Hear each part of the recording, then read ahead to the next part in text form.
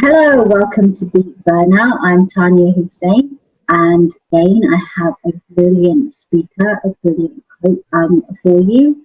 As you know, I am really very passionate about beating burnout, social workers and healthcare professionals, because you out there are giving so much. And without you, our societies would be a lot more weaker, a lot more fragile. You're propping very marginalized, very vulnerable, very traumatized children, young people, adults, families together. And you're kind of having to really, you're healers, you're givers, you have so much to offer. And I often find, and this is my own experience having been a social worker for 3 decades, is although you have a lot to offer and give to your clients and your patients, you don't often give to yourself. And sometimes the way you don't often give to yourselves is that you will spend a lot of money on your kids, on your friends, but when it means that you want to spend a little bit of money on yourself, I know I've done this and again, I tend to like myself, I can't afford that. I tend to kind of deny myself that treat, that book that I always wanted. And so I am really, really thrilled that we have Wani Manly with us, who is an inspirational speaker. She's an attorney and she's an abundance mindset coach. Who is on a mission to help empower women to get out of living in survival and instead live and receive infinite abundance so they can live the lives that they really want. She's the best-selling author of Get Out of Survival Mode and Live the Life You Really Want, and the creator of the Clear Your Money Karma and Live the Life You Really Want to choose. Live the Life You Really Want e-course, as well as the Abundance Mindset course and the Abundance Accelerator course. She's based in Paris and Miami. Wani is also an attorney and has over 15 years of international business and corporate law experience. She's the founder of the law firm Wani Manly QA. Wani, where are you right now in the world? Thank you so much, Tanya, for having me. I am right now in Houston, Texas. I'm just so thrilled to have Wani because I know as a social worker and as someone that has obviously worked with there's a lot of people that do not have a lot of money and are sometimes, when it comes to kind of like choosing between the electricity bill and food, they're kind of figuring out whether they heat their house up or they kind of like buy a meal, and it's kind of really very stark choices and very difficult choices that they have. And I've also worked with middle class clients and everything else. So I know money is sometimes a very a resource and something that people really struggle with and they really have to sometimes work hard for. But I also know amongst my friends and family that money is a conversation that is very difficult to have. It's not something that people talk about it, but they don't talk about it. So I'd be really interested. Tell us about your journey and how you got to be doing what you're doing now. Wow. My journey, gosh, how did I get here? Well, I've been an attorney for about 14 years, and essentially I chose that profession to actually please my father. I did not know that that was not what I was actually meant to be doing. And so I graduated from law school in 2002 and I got a job in Miami, Florida. And I was actually working for a law firm. And I was working my very first year. I worked on average 14 hours a day. I worked 7 days a week. And I was really having at a point where I was having so much anxiety that I couldn't sleep at night. And I remember going to a doctor. He was like about in his 70s and 80s. And I came to him and I was like, hey, I said, I'm having really trouble sleeping. And I was like, can you please prescribe me some first of all, make sure everything's okay. And just also prescribe me some sleeping pills. He looked at me. He's like, young lady, what do you do? And I said, I'm an attorney. And he was like, well, look at me. He goes, how old are you? And I was maybe 28, 27 at the time. And so he was like, listen, he was like, I'm in my 70s. I've got, 5 kids, I've got 7 grandkids, I've got a couple of mortgages, I've got, a vibrant practice here in Miami. And he was like, I have no trouble sleeping at night. So tell me why is a young, beautiful 20-something-year-old woman that is single, Okay, you have a mortgage? I said, yes. He said, okay, you're making, very good money. I go, X money. He's like, so why are you in my office here asking me for sleeping pills? That was the first clue. And he said, no. He was like, I have some of my kids are attorneys, and I know it comes with the job. And he was like, it's not worth it. He was like, otherwise you will be sick and die. That was my first kind of inkling as to, okay, I'm kind of like going around the wrong path here. And so then about 2 years later after that, I find myself having chest pains and literally spent an entire year doctor shopping trying to diagnose those chest pains. And I eventually had a 2-time biopsy for breast cancer in my right breast, and everything was okay. But at the end of it, the doctor was like, you're very stressed out. He's like, I encourage you to start taking up meditation and walking and yoga. And that was my introduction to the spiritual path. And as when we're on this journey and whenever we need help, you just call for it, And so my teacher showed up and I began going to spiritual retreats, learning about mantras, learning about beliefs and things like that. And next thing I knew, my whole creative side actually opened up. And I found myself living in Paris, writing books. I became a speaker and started coaching others to really live the life for themselves they really want, not to be living the lives they actually expected. And I began to take control of my life at that time. Wow. I think that is just kind of, you went through so much and you've given us the real simplified version, Wani. And I think what you were kind of like saying, I think a lot of social workers, like attorneys, they kind of suffer from lack of sleep, having to hold all the stress, having to hold all the anxiety. And so the doctor that you went to see, first of all, he was like saying, it's not worth it. You obviously really, you didn't take the sleeping pills, but the chest pains and the anxiety and the stress, all that you were holding carried on. Was there a particular dark moment or one of the darkest moments that you realized you couldn't carry on the way you had been carrying on? For me, it was that year of when I was having, because first of all, I never get sick, by the way. And so I don't get the flu, I don't get headaches, I don't get the cold. And so for me to find myself a whole year going from doctor to doctor and like literally dying and feeling my chest and feeling things on my breast, that was very scary. I've never had any kind of operations, but when I knew then and there, like, okay, I mean, maybe I was being melodramatic, but for someone who never gets a common cold, to be in a hospital and to be sedated and having been poked, for me, that was just pretty dark. And I knew that, my mom is also a registered nurse as well too. So I've kind of grown up in this health environment, family. And so I just knew that there was something that I needed to do as well too. And so the way that I was living my life, being super stressed out, working 14 hours a day. My first year of work at the law firm, I didn't go home for any holidays, for Christmas, for Thanksgiving, for nothing, and I was like, this is not normal. Unfortunately, in our society, American society, we have normalized stress. We've normalized this, working your fingers to the bone, and we're like, oh, I'm a beast. And we're so proud of that. And it's like, it's completely insane. I really want to I'm probably going to go back to that question. How in American society we've normalized stress. Mm-hmm. I'm not, maybe in UK society, British society we've normalized stress. Maybe majority of society we've normalized stress. But you obviously had this whole year of going from doctor to doctor to doctor and tested and all this kind of stuff. What made you reach out for help? What made you decide, well, doctors might not have the answers. This is not physical. What led you into a different direction?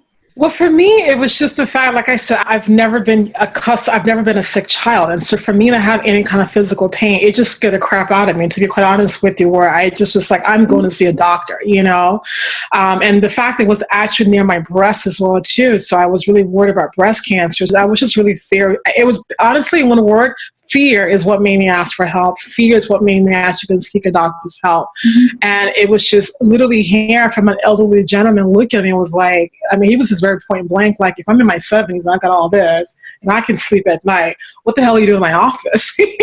Like, you're 20 something years old. He's like, what are you doing? Like, what's going on here, And it seems like, I think Dr. Lisa Hartwell sort of like says, she's one of the speakers on this interview series, she says, sometimes you need to make anxiety your ally. Maybe sometimes you need to make fear your friend. A lot of people don't kind of it's very difficult to do because of our relationship with fear. Mm-hmm. And tell me, why do you think Americans have normalized stress? This kind of working yourself to the bone. Where does that come from?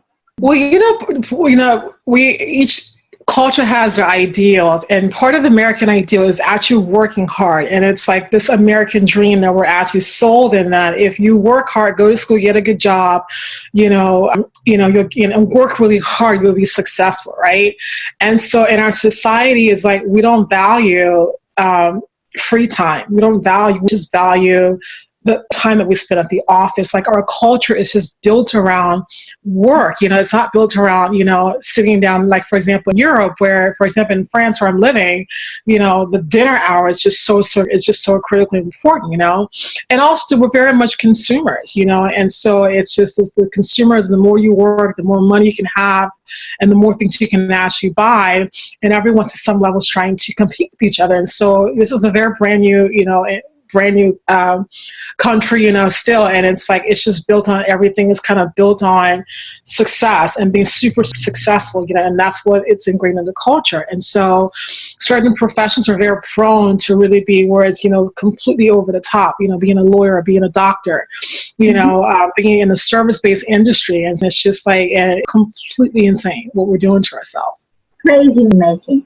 Yeah, and it's also to the pursuit of money. It's like it's not taught that that you can make money, by your beliefs. It's taught that you make money by working really hard. So there's this like direct correlation. The more harder you work, the more money. But you look at any success story, everyone's glorifying the struggle. Everyone's glorifying, I work, 20 years, 20 hours a day, and everyone's like applauding all of that, but for someone to say, hey, I'm a trust fund baby, or, I literally only work 10 hours a week, I mean, you're seen as actually lazy, so it's like this really warped sense of perception, how we view people who work hard and achieve some things versus people who are hardly working or working smarter and, achieving a lot, quite a bit more.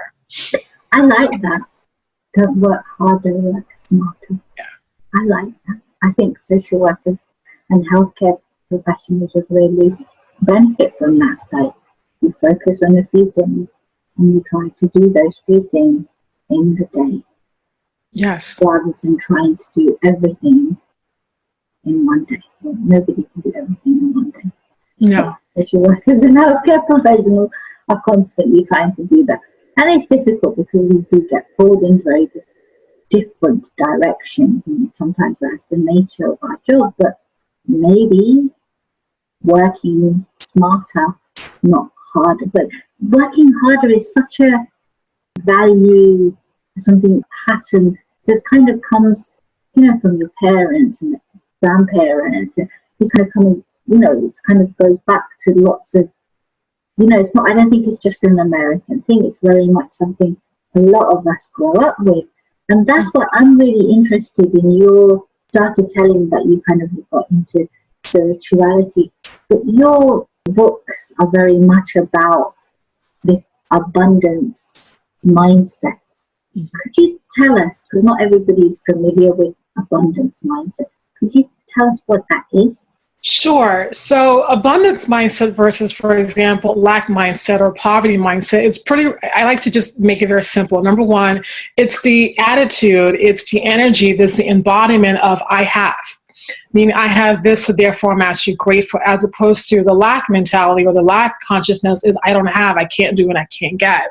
And so most of my journey has actually been having to overcome struggle and survival when it comes in the area of actually money and abundance, right?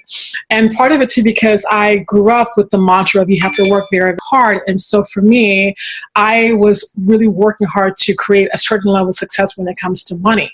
And so the thing is like this, abundance is something that's really that, number one, I certainly believe that it's all of our birthright, because we're all born abundant. We're not born with these limiting thoughts and limiting beliefs of I have to work hard, and we were actually taught that. We observe our well-meaning parents and adults actually exhibit those behaviors or actually teach us that. And so therefore we're all living out those programs that we actually receive. at such a very young age. But, it's like abundance is actually everywhere. Everything that, everything you see is abundance. In fact, there is no such thing as lack. And I always say to people, even at any given moment, if you're finding yourself in work thinking and experiencing any sort of lack, you're actually experiencing an abundance of lack, because there's only abundance. I mean, everything in the universe, if you look at, there's everywhere you see is an abundance of trees, an abundance of communication, an abundance of smiles, an abundance of television. It's like, where is there any lack? And we're not actually taught that, And so for me, I didn't know at the time, but I was actually living out my programming for what my parents taught me. Like, for example, my mother's mantra is always, when I don't have enough money. And so I don't have it. And so I grew up with that mantra really being, so for me, it was like really believing like there was a shortage of money that I would have to work very hard for. And I realized, and really get on a path of spiritual development and becoming, averse to like these different teachings. And I was like, wait a minute, that can't be true, because if that was the case, every social worker would be a billionaire. Everybody in the service industry, any waitress would be freaking a millionaire 10 times over. The people who are building buildings, making, construction workers, they will all be loaded. So clearly it can't be the harder you work, the more money you make. That's not true at all. And so it's like, but we don't question those things. We don't question those at all. And so it's like, when they remain unchecked, you keep on just working, and you're in this endless cycle of working hard, and like you have nothing to show for it at the end of the day. That, I think you really touched upon something. So, because I know what this is something that I sort of facilitate Quranic workshops, and one of the surahs, which are actually songs in the Quran, the surah actually means song in Arabic. That kind of changed my whole relationship with the Quran when I heard that song. My God, this is like just music. But there's a song in the Quran called Abundance, Fountain of Abundance, some people translate that. And it just actually says, we have given you, as in humanity, abundance. So call, like scream, demand from your cherisher and sustainer, and then sacrifice unto him. So basically, you've been given it, like you just said, we've been given abundance, yet we're programmed to look at everything with a lack or scarcity mindset. And I know social workers, they have such abundant hearts, full of abundance, full of generosity, full of care, full of love, full of healing. A lot of healthcare professionals, a lot of social workers. And then there's that relationship with money, which we all struggle with, don't we, Wani? Could you tell us about your journey understanding that? And you kind of like write about it quite a lot. What that relationship with money, because money is, I think a lot of people don't want to talk about, they find it very difficult to talk about. It's like a very taboo subject, yet on some levels we're all wanting to talk about it. Am I right?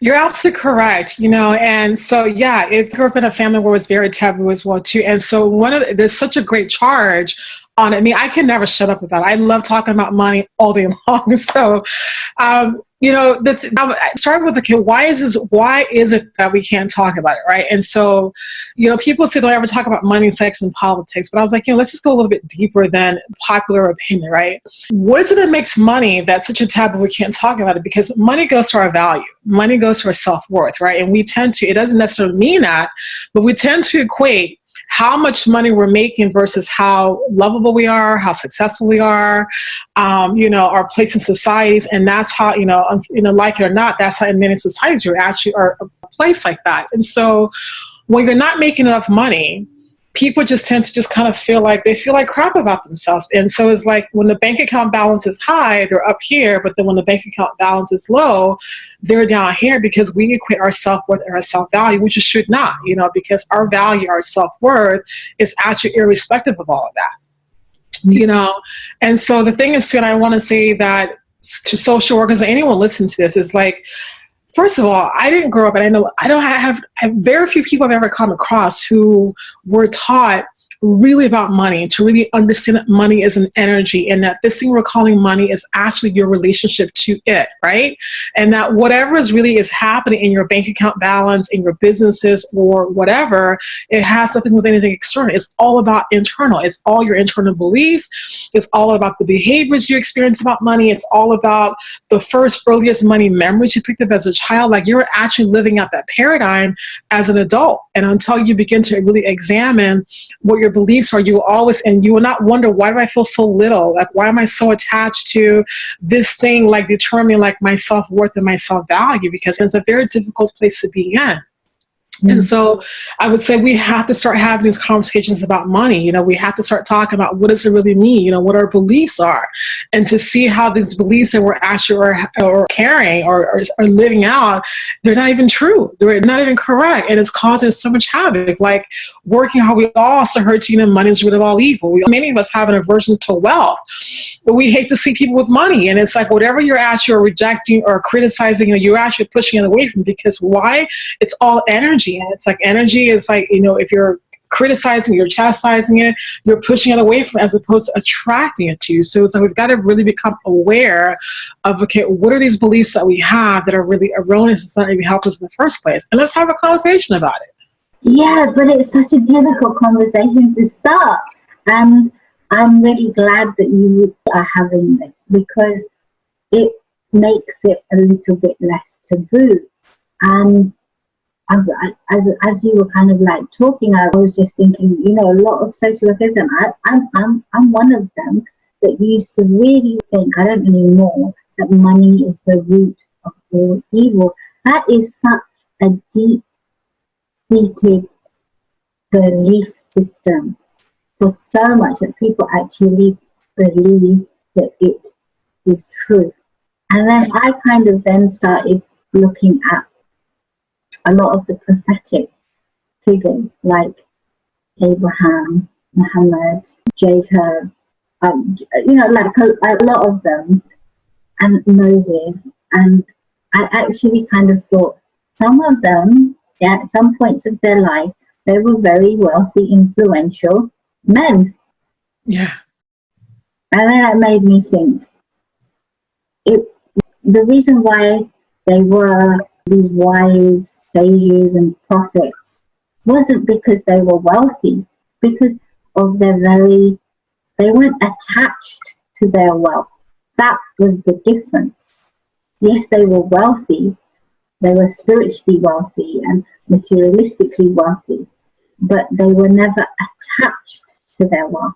And so I'm so really glad that you've mentioned that sometimes it's about our relationship with it, and kind of just seeing all rich people as, and I did until very recently, until about 12 months ago, as all like horrible, you know, selfish, arrogant, like stingy. But not all rich people are stingy and arrogant. You know, it's like some poor people can be arrogant and selfish and stingy. You know, it's like I've been stingy at certain times in my life. Yeah. And so it's kind of like there's that very black and white belief. And I just kind of wanted to sort of like want for you to tell me that, how did, you know, you've written quite a lot about this. Your real kind of like mentioned it, this is how you, how did that book come about? How did your books come about? Especially the first one.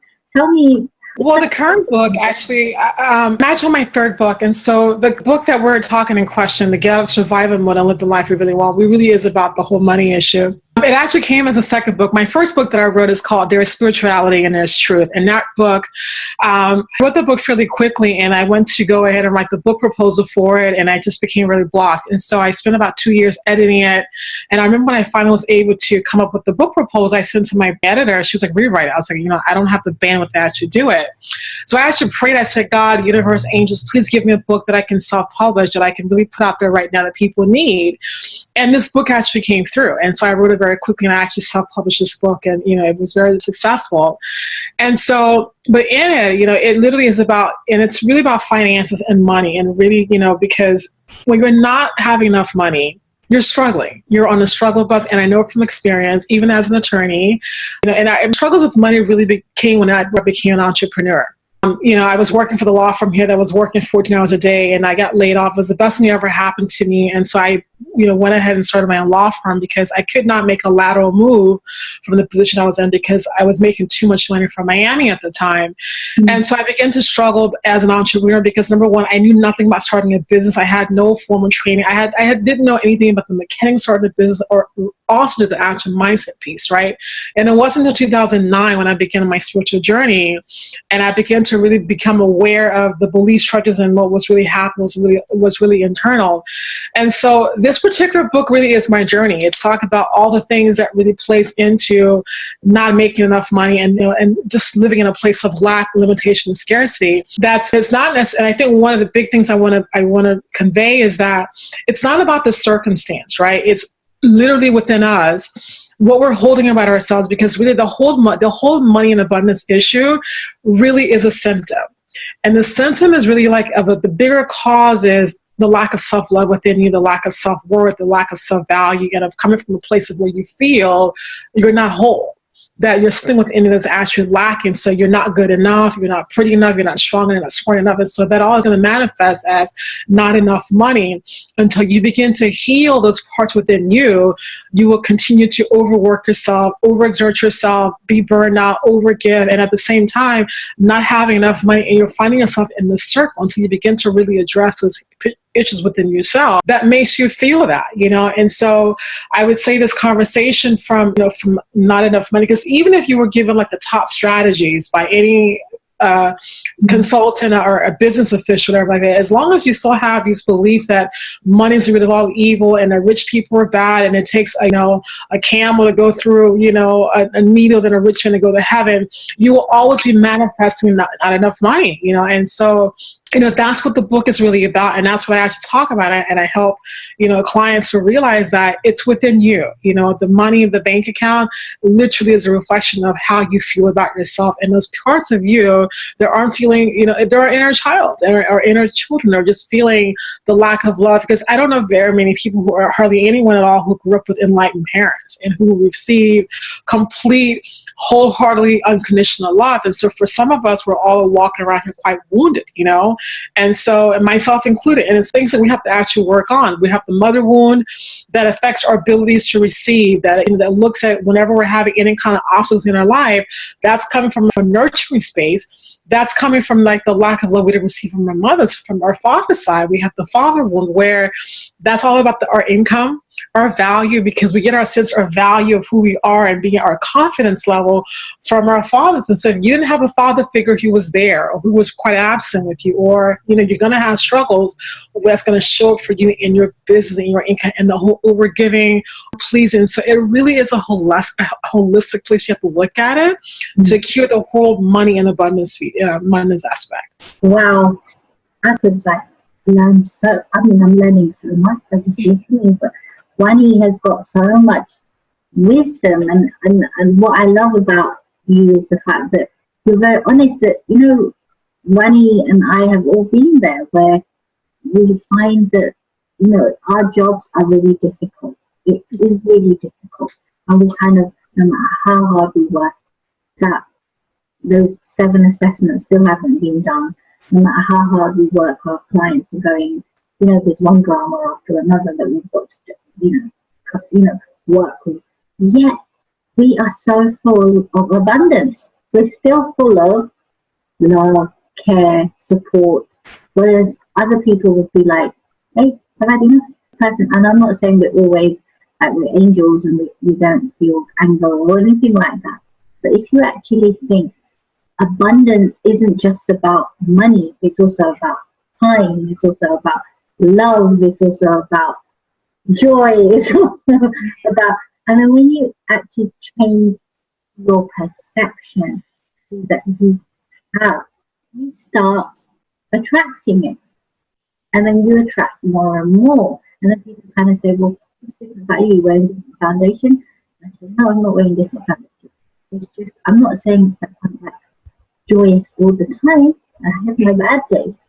But your relationship, and I'm not saying I'm a millionaire either, but your relationship with money changes. Your relationship with time changes.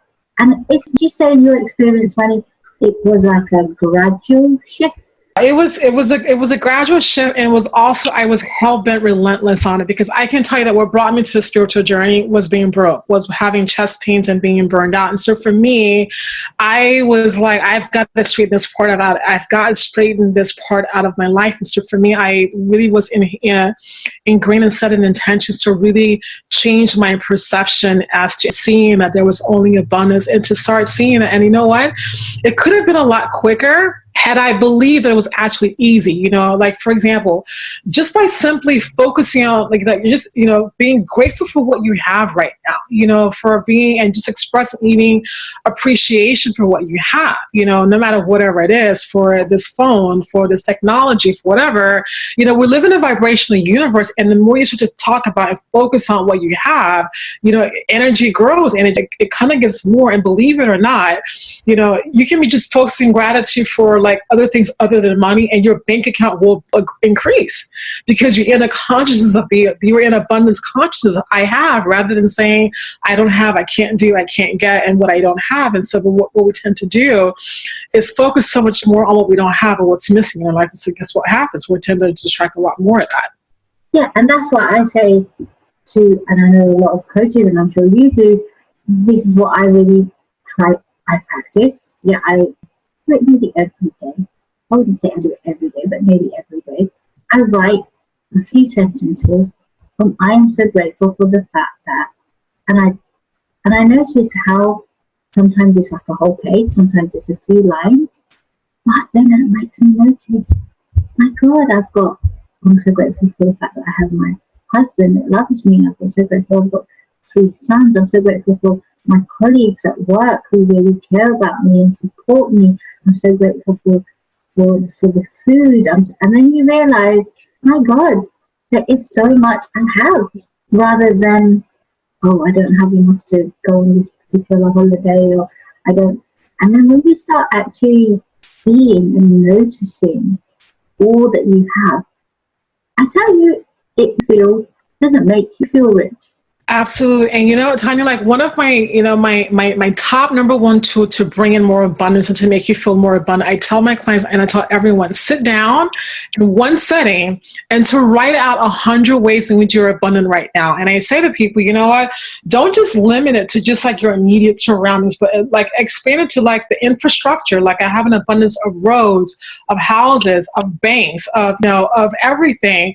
And it's like your energy just kind of just starts to expand and just gets like gigantic, because it's like it's hard. It's kind of like you can't be like sitting up at the same time. It's like you can't be focusing on what you have and being that expensive energy, and also at the same time like talking about what you don't have as well too. So the more you start to do it, and if you can make it a daily habit, it creates so much like wonders in your life, especially money as well too. Even without even focusing on the money aspect of it. I'm going to talk to you all day, so I need to kind of stop myself. And I'm sure you're going to want to listen to Wani all day. And I just hope that, I know social work and being a healthcare professional can be so depleting, so draining. And I think sometimes just that very simple journaling exercise, what Wani has suggested, to kind of look at all the abundance in your life, looking at what you're grateful for. Very simple, it doesn't even take a lot of time, can actually make you feel less drained, less depleted, and lift your energy, so then you can then work a lot more effectively with your very traumatized, very vulnerable clients. And I am going to thank you, Wani, for your time, and thank you for joining me, Taniya Hussain.